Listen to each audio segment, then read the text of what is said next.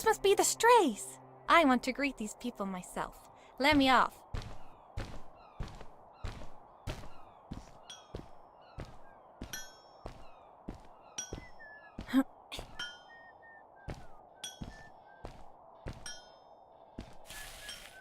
Hi guys, I'm Maddie from the village, and this is my friend. He's looking for Fred.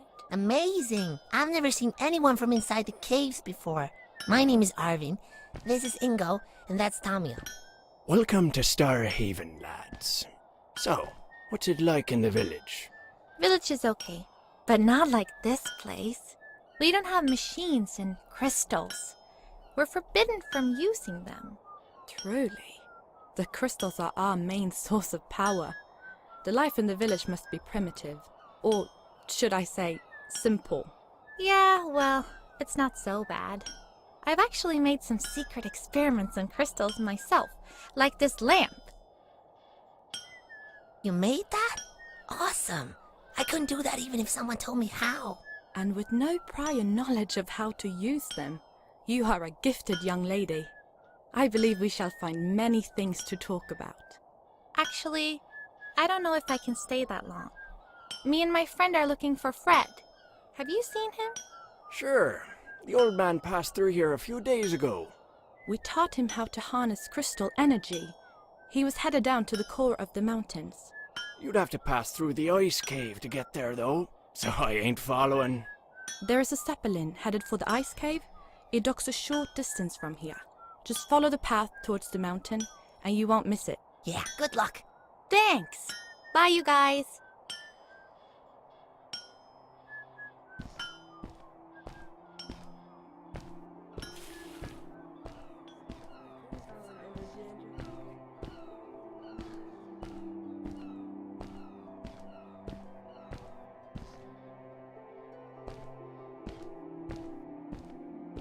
Hey!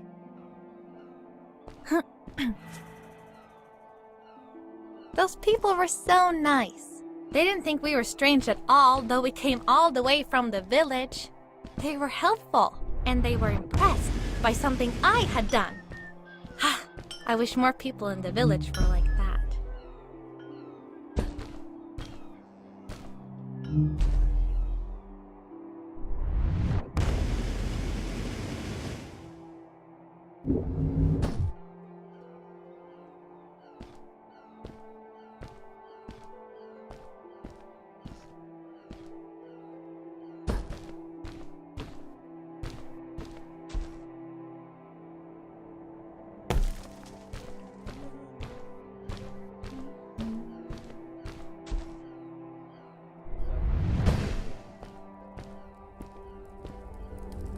How old was Maddie when you met her?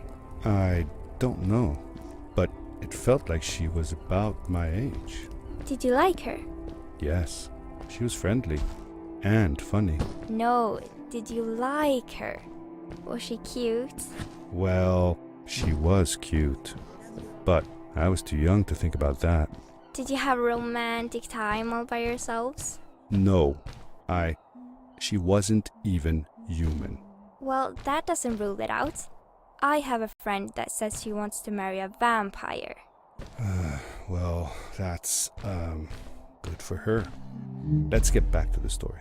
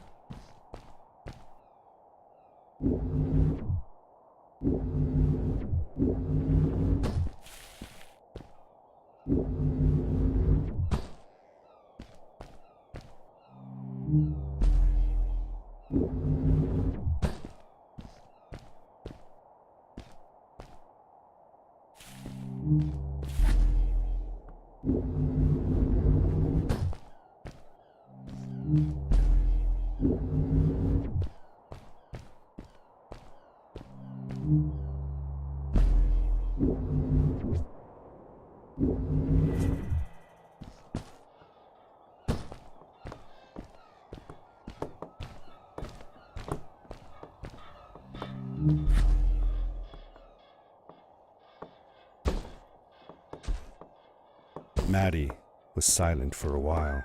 It seemed like she was thinking hard on something.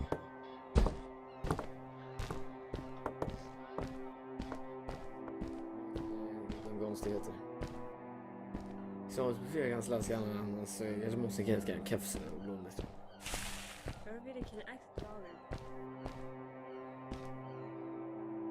Tråkigt durkslag och korreluso utan att han kanske vet en hel en liten massa.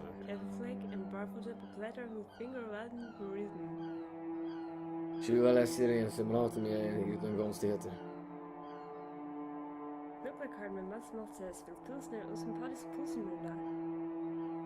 Soms beveger hans lasgarna annars jag måste helt enkelt kepsen och blondet.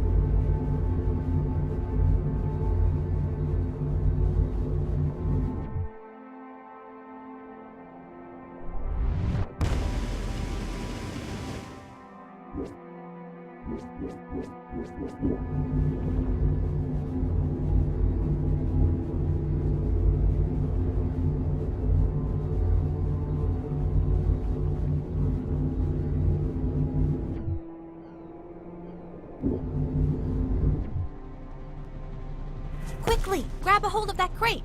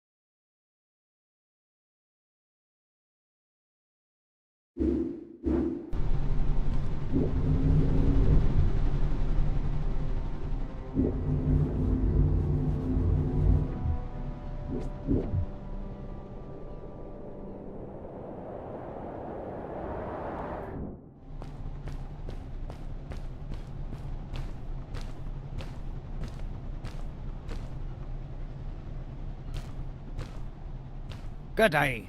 Here's a boat to Ice Cave. Though I'd take the other one if I were you. That one goes back to the outpost. Wait a minute. I was thinking.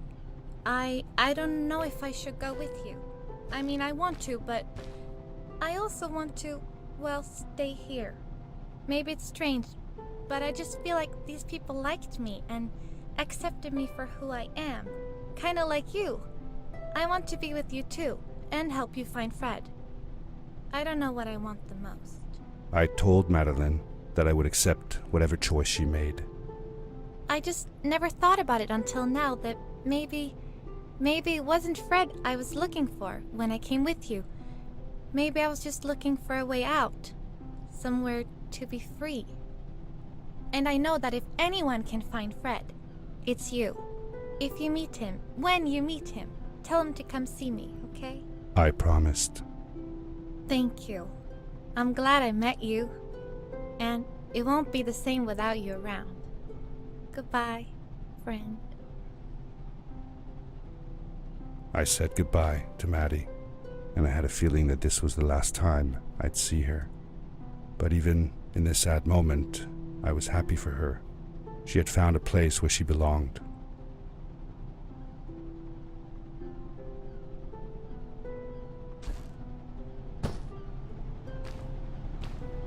There was a dampness in the air that reminded me of the hot summer nights back home. But as the sun was setting, I could feel the chill creeping up on me, and the path we were traveling on seemed to lead us into a second ice age. Winter was coming.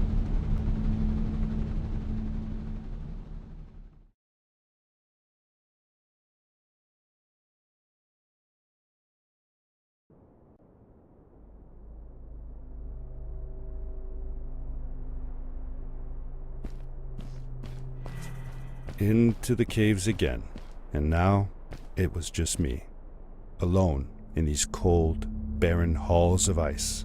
But Fred had been here, and now I could feel it. I was getting close. Something wasn't right. The grapple device's energy beam was somehow reflected off of the ice, and I couldn't get a grip. I had to look for areas where the ice was not so thick. This was going to be a challenge.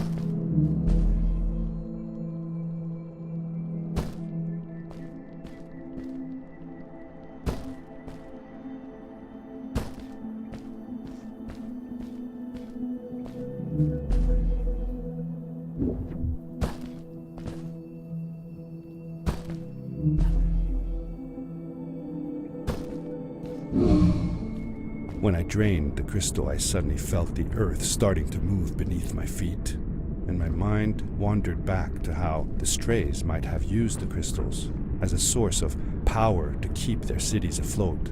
I decided it was best to hurry back the way I came before this whole room came apart.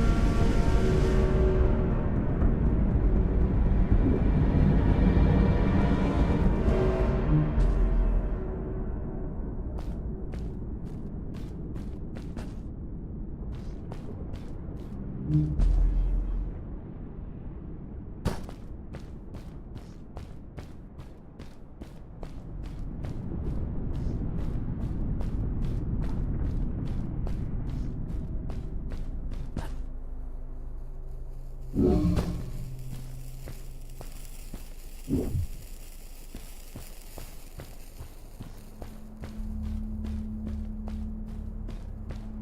crystals also reflected the grapple beam, but as they did, they seemed to recharge the grappling device.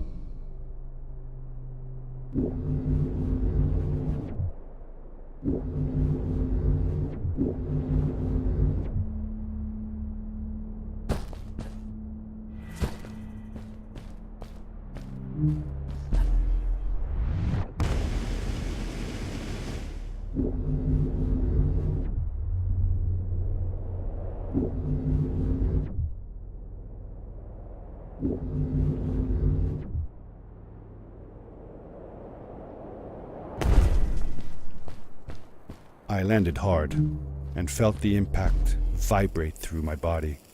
The suit had protected me, but it was in bad shape. The rocket boots were worst off. The crash had ruined the functionality completely. I knew that if I stayed here to fix them, I would probably freeze to death. I had no other choice than to press on.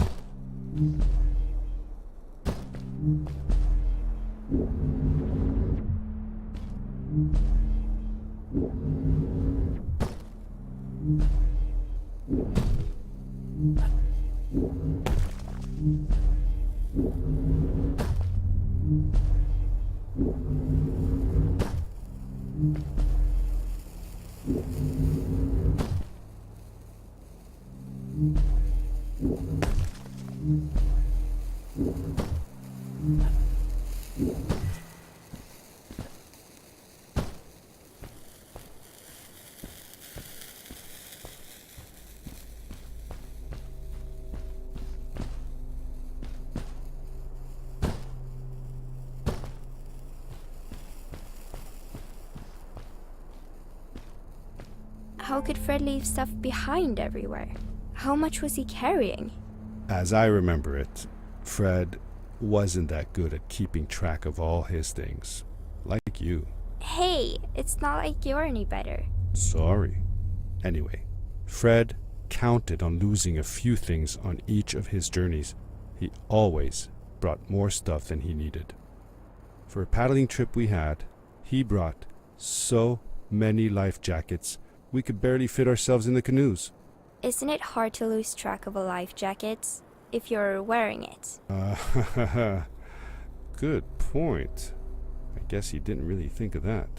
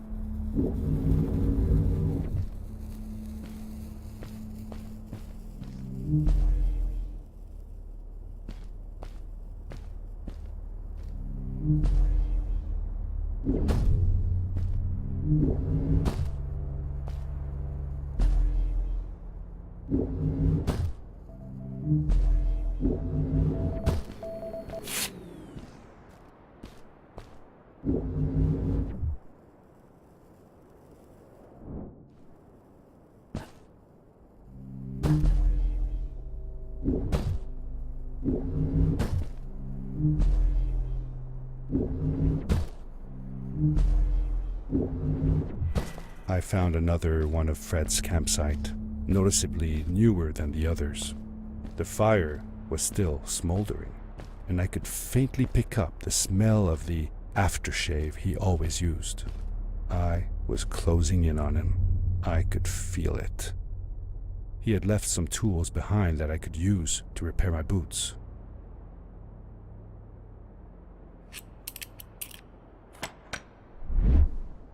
That should do it. Good as new.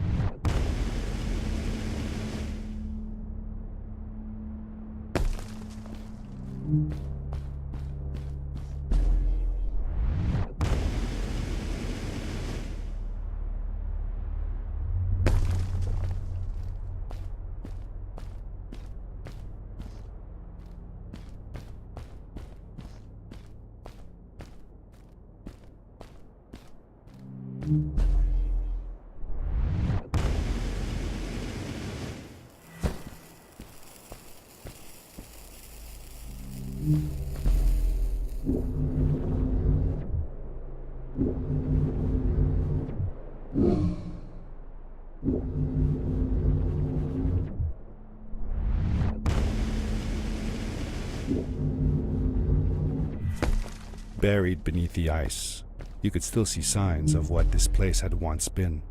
Something not unlike the caves where the village lay. The Ice Age must have come suddenly, washing over it like a freezing tsunami. Now it lay desolated, haunting anyone who dared visit, with falling stalactites, sharp icicles, and its bottomless depths.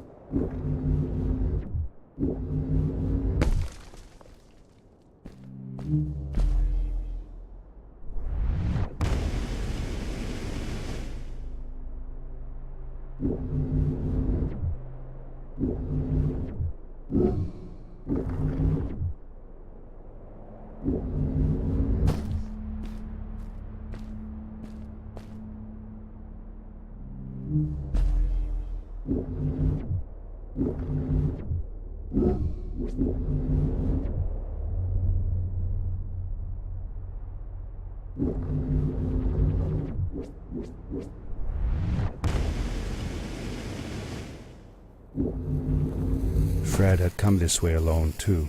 I took some comfort in knowing that whatever problems I faced now, Fred would have faced them too, and beaten them.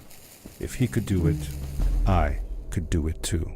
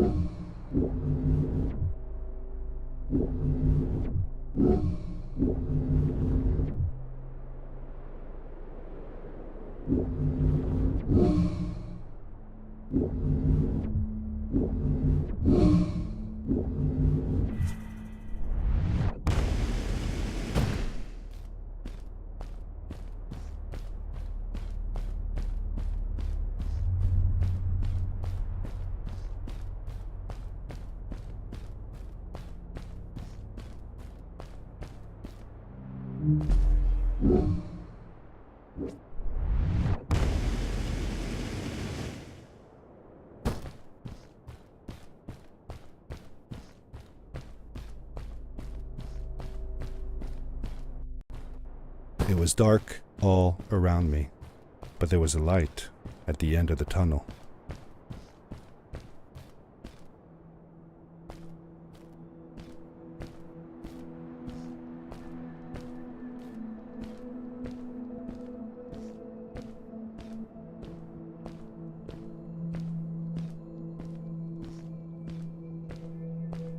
Hello?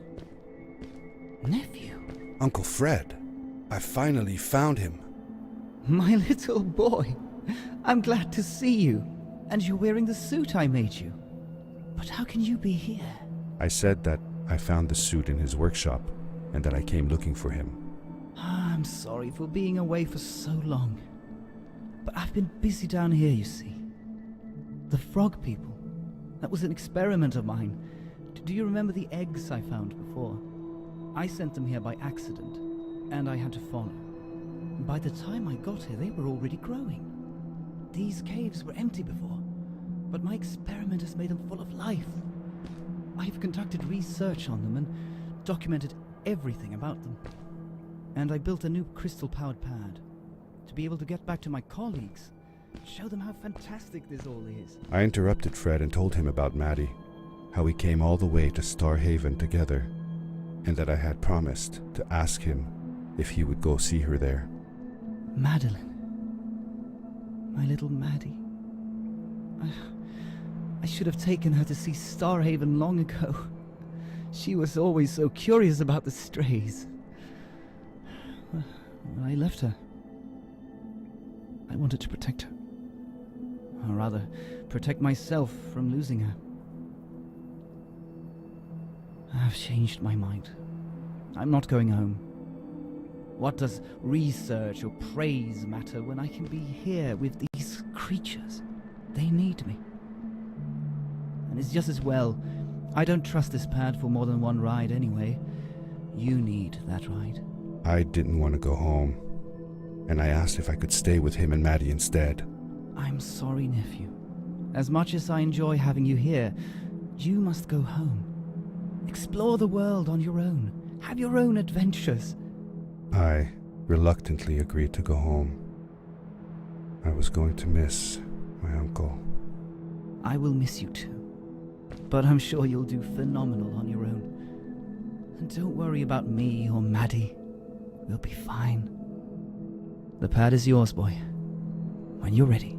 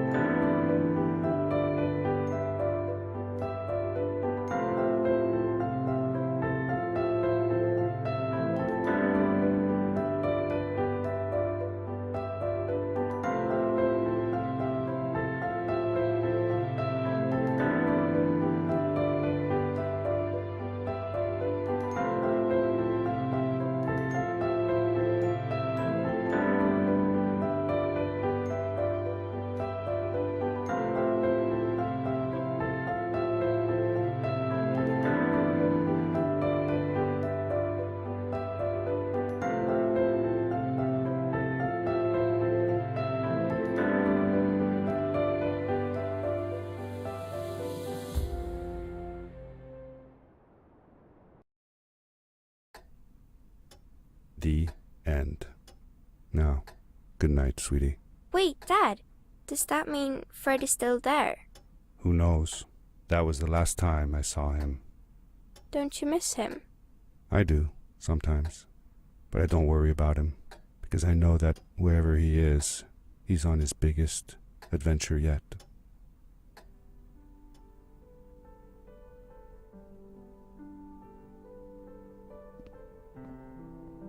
Dear Fred, today I step into the lobby of your house for the last time. My daughter asked me to tell her about an adventure, and I came to think of you.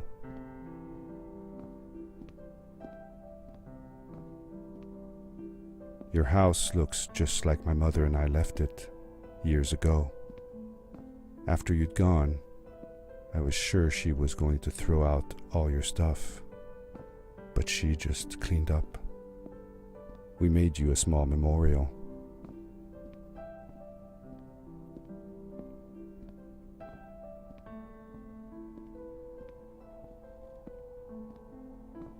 For a while, I came here every day, just like I used to.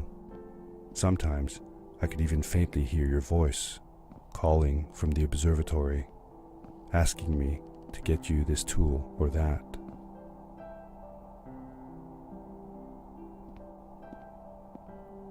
I never told my mother about that day. I don't think she would have believed me. Can I believe it? After all these years.